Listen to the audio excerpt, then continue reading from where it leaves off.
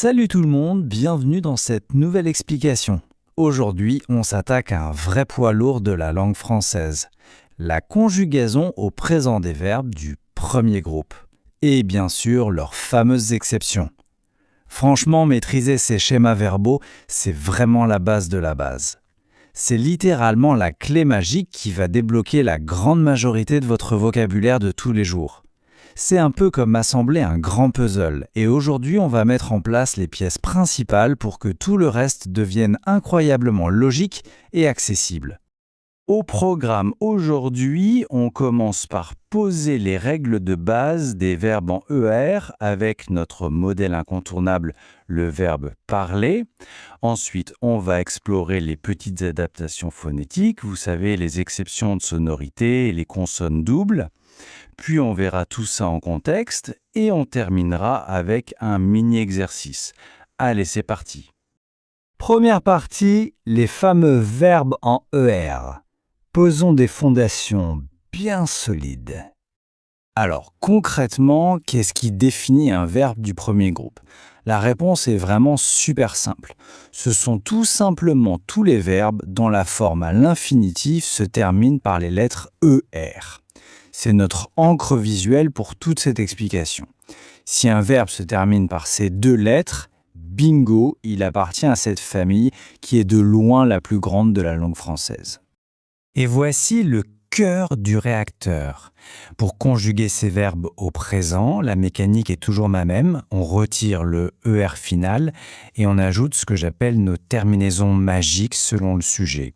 Écoutez bien, un E pour je, S pour tu, un E pour il ou elle, on pour nous, et Z pour vous, et ENT pour il ou elle. Cette régularité absolue, c'est vraiment le socle sur lequel on va tout construire aujourd'hui. Deuxième partie, le modèle parler. Voyons comment cette mécanique tourne en vrai. Et ceci illustre brillamment notre règle. Prenons le verbe régulier par excellence, parler. Observez comme la racine, P-A-R-L, reste totalement immuable. C'est juste la fin qui s'adapte. Je parle, tu parles, il parle, nous parlons, vous parlez, il parle. Il y a un rythme très clair, presque musical, non ? Une fois que ce modèle est bien ancré dans la tête, le plus gros du travail est littéralement fait. Troisième partie, et c'est là que ça devient intéressant, les exceptions liées à la sonorité. Bon, il faut savoir que le français est une langue qui adore quand ça sonne bien. Ces exceptions ne sont pas des pièges inventés pour vous embêter, mais de vraies nécessités visuelles pour garder le bon son. Regardez la logique. Pour les verbes en GR, comme manger, si on suivait bêtement la règle avec la terminaison once, on écrirait « nous mangons ». Avec un son très dur, un « gue », ce n'est pas très joli, n'est-ce pas? Du coup, pour conserver ce son doux, ce jeu du verbe original, on glisse discrètement un « e » au milieu. Et hop, ça donne « nous mangeons ». C'est exactement la même gymnastique pour voyager qui devient « nous voyageons ». Et une logique tout à fait similaire s'applique au verbe en CR, comme commencer. Encore une fois, avec nous, la terminaison on ferait nous commençons, avec un son que.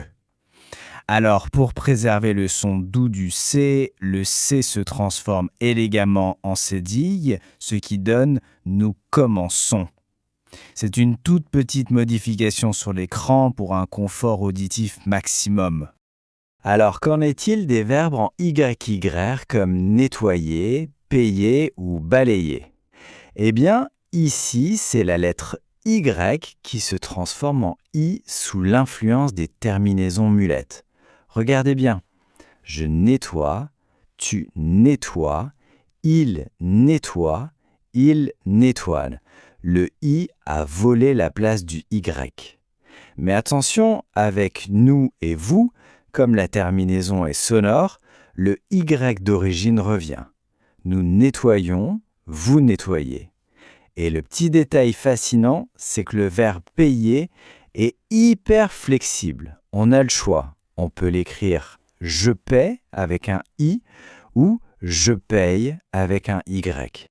Quatrième partie, on passe aux exceptions avec les consonnes doubles. Le point crucial ici, c'est de voir comment certains verbes, comme jeter, doublent leur consonne simplement pour modifier l'accentuation de la voix.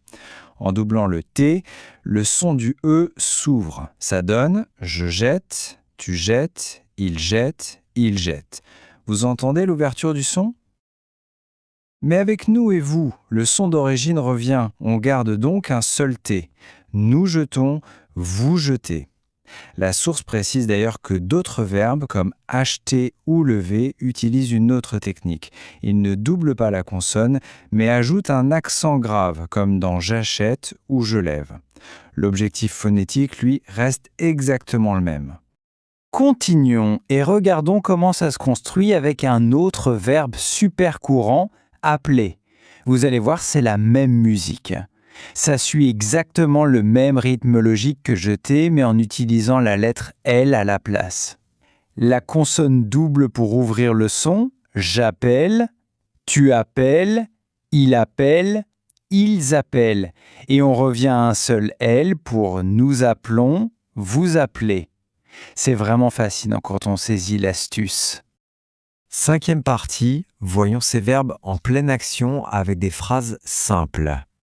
Écoutons comment tout ça s'organise dans la vraie vie. Je mange une pomme. Là, on a notre terminaison ultra classique en E. Nous mangeons ensemble. Hop, observez le E supplémentaire pour garder le son doux. Je nettoie ma chambre. Le I s'est bien transformé en I. Et pour finir, ils appellent leur ami, où le double L fait bien son travail d'ouverture. C'est beaucoup plus parlant quand on le voit en contexte, pas vrai ? Sixième et dernière étape, un petit exercice pour consolider tout ça. Voici 4 de nos verbes vedettes. Manger, nettoyer, jeter et appeler. Prenez juste une petite seconde, là, maintenant, pour essayer de les conjuguer mentalement. Rappelez-vous de ce qui se passe avec « je » ou avec « nous ». Allez-y, on garde la réponse en tête. Et on révèle le résultat ensemble. Ce tableau récapitule vraiment tout ce qu'on vient d'apprendre. Pour manger, on a l'ajout du « e » à « nous mangeons ». Pour nettoyer, le passage au « i ». Pour jeter, le double « t ». Et pour appeler, le double « l ». Voir tous ces verbes alignés avec leur spécificité orthographique bien en évidence, c'est de loin la meilleure méthode pour valider vos connaissances. Pour conclure, je vous partage ce petit mot d'encouragement de notre document source. Bravo! Maintenant, tu connais les verbes du premier groupe et leurs principales exceptions au présent.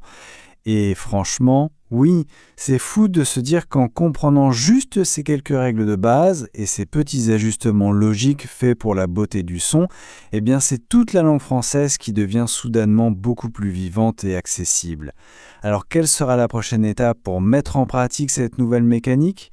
Merci d'avoir partagé cette exploration avec moi et à très bientôt pour décoder de nouveaux secrets de la langue.